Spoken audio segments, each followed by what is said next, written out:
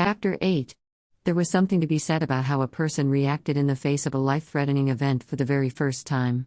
Some people puffed out their chests whenever they discussed the possibility of being in such a situation, declaring that they would be firm and bold until they came out of the other end victorious. While others didn't even bother to stick around long enough as they gave into their flight instinct before the danger had a chance to pose as a viable threat. But as Flint Marco marched straight towards her with such murderous intent on his face, all that Mary Jane could do was to just stand there, frozen in fear. "You think you some hero?" Marco asked as he took another menacing step accompanied by a withering sneer. "You nothing but a weak, little girl who doesn't know when to run when she had the chance." With one last step, he was right in front of her now. One hand harshly grabbed at her arm and pulled her so that she was flush against his sandy chest. "And that makes you stupid?" The exact moment he raised the arm that had been transformed into an axe, openly displaying his intent to cut her down right where she stood, was the moment where Mary Jane finally found herself. Immediately, she began to struggle against his impenetrable hold as she screamed, her free fist pounding away at his sandy chest. But to no avail. "No," an abrupt scratchy voice spoke up from behind Flint Marco's hulking form. With a shift of her irises, she spotted him. And the sheer difference in size between Spider-Man and Flint Marco was daunting. On instinct, Flint whipped his head back to try and locate the boy, only to be met with the ironclad fist straight to the jaw. Marco reared back from the force, his grip on Mary Jane slackening just enough so that she was able to slip out of his hold. "It makes her brave," Spider-Man continued to say as he took a deliberate step sideways, putting himself between Mary Jane and the monstrous beast that towered before them, something that someone with sand for brains couldn't quite understand. Flint turned to face him fully in a rage, his arms lashed out from his body to try and catch Spider-Man, but his movements were too slow. "Maybe that should be your supervillain name," Spider-Man quipped as he evaded yet another sledgehammer swing. Mary Jane took several paces back, getting out of the way of their fight. "Or better yet, the fearsome Dust Bunny. I gotta say, that name will sure send a shiver down any housekeeper's spine." "When will you learn to just shut up?" Flint yelled as Spider-Man flipped out of the way of yet another one of his attacks. The sprinkling of rain turned into a light drizzle then, but it was something that was hardly within her notice compared to the spectacle before her very eyes. "Wait." A sudden gasp escaped Spider-Man as he maneuvered around a sandy fist. That voice. "I think I'm starting to remember you." Flint snarled before he swung his arms at Spider-Man, once again just a beat too slow. "Yeah," Spider-Man said musingly before his entire form became animated. "Yeah. Now I remember. You're on the streets all the time." Spider-Man flipped back out of the way from an extended, sandy fist that had been launched at him. He landed yards away, perched perfectly on top of a red fire hydrant. "But what are you doing all the way out here, man? I usually see you working the corner on 7th Avenue in Brooklyn." Marco screamed in rage and launched himself forward in a full-out sprint towards Spider-Man. In an instant, Spider-Man backflipped off from his perch and did a roundhouse kick at the fire hydrant. The red metal launched high in the air from the powerful kick, where it would land dozens of yards away. Water immediately gushed out from the previously covered spout. And Flint Marco was now too close to avoid the watery eruption of it. "Ugh!" Flint Marco staggered back out from the blast, but he was too late. His solid form looked to be melting into sopping mud that couldn't hold itself together anymore, unable to keep up the compression of the grainy particles in order to maintain his tall stature. It was as though he were trying to perform a reenactment scene of the Wicked Witch of the West's famous demise. Then, the clouds broke open and a steady rainfall fell from the sky, aiding in doubling the efforts of the spurting fire hydrant. Then, the blood-curdling scream was abruptly cut off, leaving behind a ringing echo in her ears that accompanied the pattering sound of the brain. Flint Marco was now more liquid than sand as the mud fell in splats to the cement street, where the combined water from the fire hydrant and the rain caught him in its flow to the storm drain, leading to the murky darkness of the sewers below. Mary Jane was lost in a daze as she stared at the storm drain, now devoid of any mud or sand at all. Did he just die? A movement out of the corner of her eye captured her attention. Spider-Man had flipped to the other side of where the fire hydrant once stood and was now shooting a large gob of webbing at the gaping hole, suppressing the gushing water to the point where not even a drop was leaking through. When he was finished, Spider-Man stood back and surveyed his work with his hands on his hips. He must have found it satisfactory because in the very next moment, he crouched down low before propelling himself up in a leap high in the air. The movement was so effortless and graceful that it looked as though he belonged up there in the sky, where he was currently within his element. A large gasp escaped her as she watched him skillfully shoot out a web from his wrist with a muted thwip, before it attached itself to the nearest building. It was then, as she observed his fluid movements amongst the tall buildings, where Mary Jane managed to finally get a grasp on her bearings. Was he leaving? Panic, so sharp, pierced at her chest. He was leaving without saying anything to her at all? Didn't he recognize her? Didn't he want to at least see if she was unharmed? The coursing desire to talk to him, to touch him, overwhelmed her. She needed to stop him. Spider-Man! Mary Jane cried out. Her hands were high up in the air, waving about as she tried desperately to capture his attention. And she knew that she had been successful when Spider-Man paused briefly at the sound of his name. She nearly grinned as hope spread from her stomach, alongside the bouncing butterflies. But that was all dashed as soon as she saw the minute shake of his head to himself before he let loose another web, propelling himself up higher in the air and zipping over the ledge of the building, disappearing into the dusk of the rainy night. Wait! Mary Jane whispered brokenly to the open air, her arms, that had been waving about so erratically, slowly lowered back down to her sides as the rain now slowed to a drizzle. So he didn't remember her, after all. Even after he promised that he wouldn't forget her? There was a distinct taste of bitterness on her tongue as she tried not to let the crushing disappointment overcome her. Mary Jane wasn't typically one to cry, but she felt the urge to now. Why had she let it get to this point? She had built him up so much in her head that she had been expecting to not only see him again, but to actually have some sort of connection. A shared bond. She was such a fool. A brisk breeze blew through the streets then, spattering rain onto her body alongside it, which served to send a shiver down Mary Jane's spine. She was soaked. Her arms came up to automatically wrap around herself as she continued her original trek down the street. Alone and defeated. Acute exhaustion to the highest degree suddenly washed over her, making her brain feel a bit foggy. The day had suddenly caught up to her and was whirling around in her mind. Over and over again, the memories played in her thoughts with a tauntingly bleak hue that outlined the edges. Her father slapping her. Flynn Marco pinning down Spider-Man in a chokehold. Flynn Marco almost killing her. She shivered again, but this time, it had nothing to do with the cold. The streets were completely deserted now. The attack, along with the rain, made the New Yorkers scarce for once. It was eerie. Especially when she could hear the sound of the approaching police sirens out in the distance. She kept walking, her head down and her body shivering to combat against the cold and the traumatizing memories. Her feet managed to carry her a couple of blocks when Mary Jane heard it. A faint thwip. Sound broke through the night air behind her. Mary Jane stopped, nearly tripping over her own 2 feet as she gasped, smiling as the sound registered with her.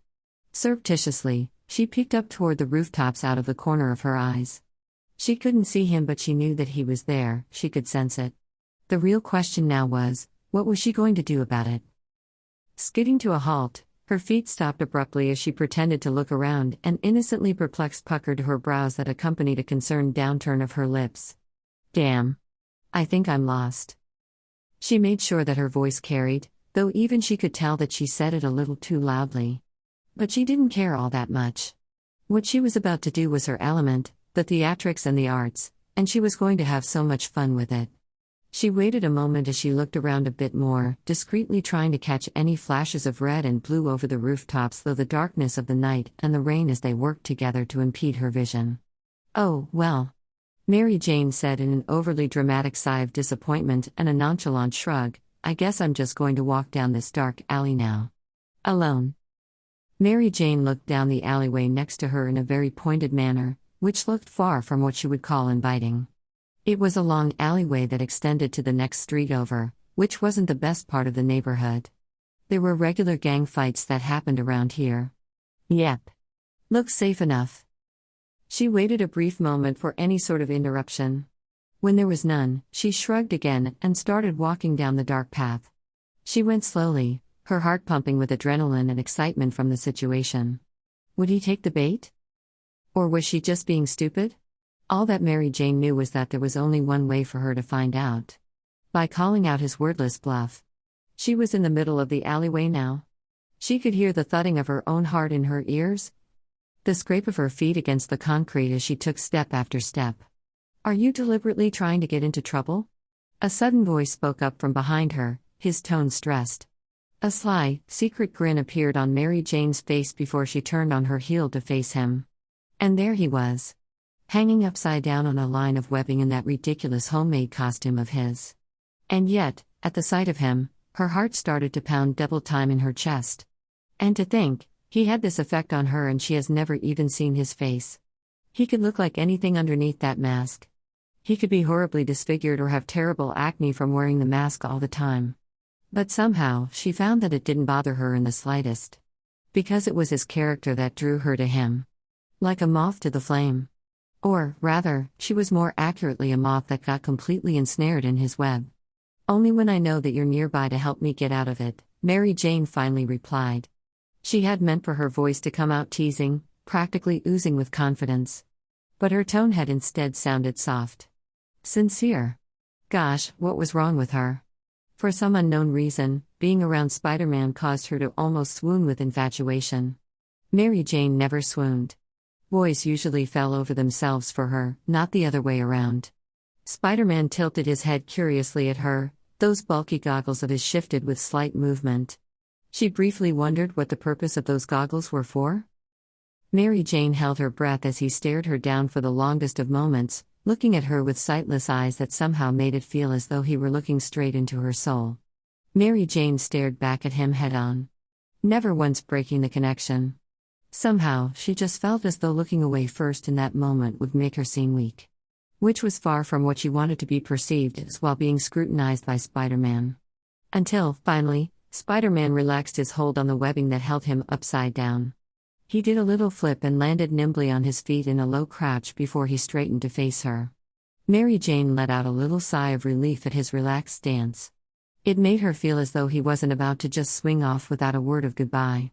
"I thought that we've established that you are my hero and not the other way around? Seeing as you rescued me." Eyes bugging out wide, Mary Jane's throat constricted in an unpleasant way as a coughing fit overcame her. His eye lenses widened in alarm and seemed to be looking for a way to help her, but there was no need as she managed to get a hold of herself enough to say, "So you do remember me?" A gloved hand came up to rub at the back of his masked head awkwardly. By his mannerisms, he looked sheepish. Which was strange to think about how she was able to read his emotions so well without being able to see his expressions. Spider-Man was just that expressive with his body language, she guessed, and internally she smiled. She liked a man who was willing to show his emotions. Yeah? I mean, how could I not?" He stammered, his hands moved about sporadically in animated motions as he spoke in a nervous jumble of words. "You really did save me that night. With no ulterior motives, might I add. Which is plain remarkable, in my book. And, well, you had the chance to unmask me when I was at my most vulnerable, but you didn't. And..." Spider-Man stopped his animated movements as he squared his shoulders and faced her head-on. "And I just want to say thank you." Mary Jane stared at him in mild surprise. "Well, you're welcome. But your thanks is unnecessary." Spider-Man cocked his head to the side, curious, and Mary Jane felt the need to explain further. "It's just that you do so much for the city already. What I did is nothing compared to all of the good that you've done." "But it meant everything to me," Spider-Man replied, sincerely. Mary Jane decided to change the subject, for once uncomfortable with the praise. "Well, I'm glad to see that you are on the mend, Spider. Mr. Stark's been taking care of you?" Spider-Man snorted, less than amused as he shook his head woefully. "Yeah. A little too much, if you ask me." Mary Jane shot him a curious look, prompting him without words to elaborate further. Spider-Man sighed. "Let's just say that I've sort of been grounded." Mary Jane blinked once in surprise. Then, an amused noise escaped her throat before she could stop it. "Grounded?" she asked, unable to keep the laughter from escaping her voice. Because it really was a ridiculous notion. Spider-Man, the great and powerful superhero of New York City, was grounded by Iron Man. If the world only knew how much of a softie Tony Stark was when it came to Spider-Man. Then again, it did make sense to Mary Jane. Spider-Man was quite lovable.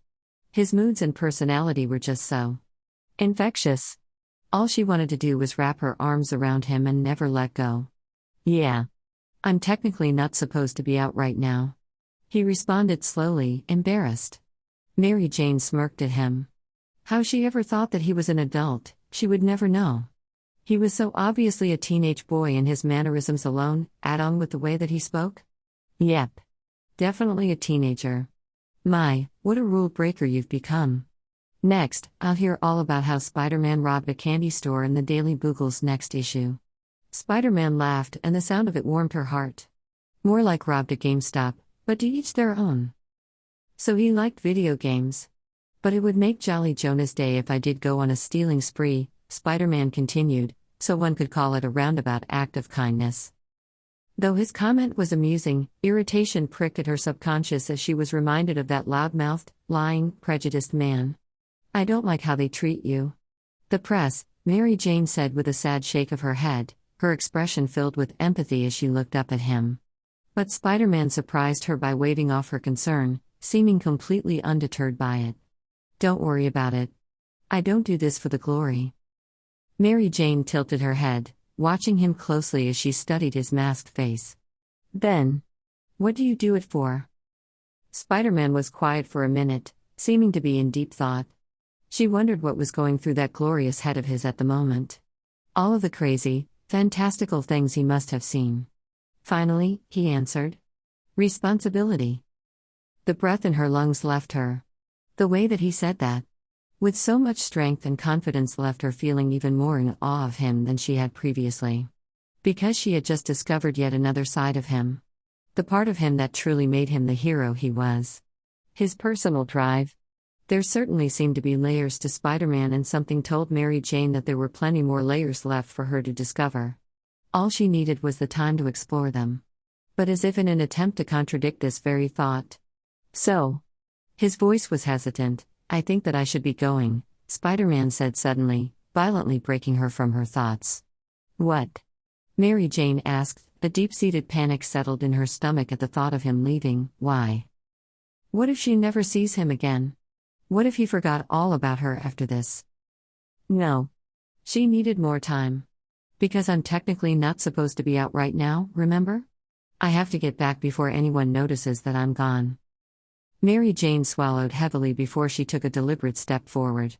When he didn't move away from her closer proximity, she took the remaining 2 steps forward until her hand was able to come up and rest on his arm. The muscles there rippled beneath her touch. Her knees became a little weak at the thought of how much raw strength there was beneath her fingertips. Her eyes connected to the lenses of his goggles. "When can I see you again?" Spider-Man froze, hesitating. Mary Jane let out a sigh.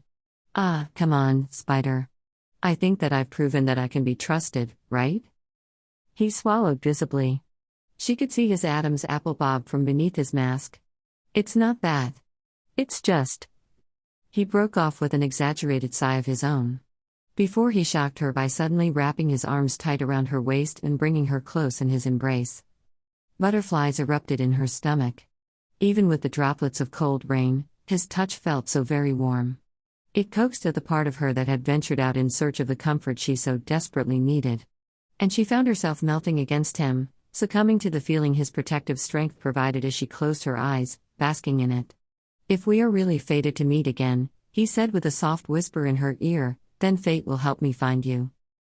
Then just as suddenly, he let go of her and was leaping in the air. Before he attached himself to the wall and crawled over the edge of the roof.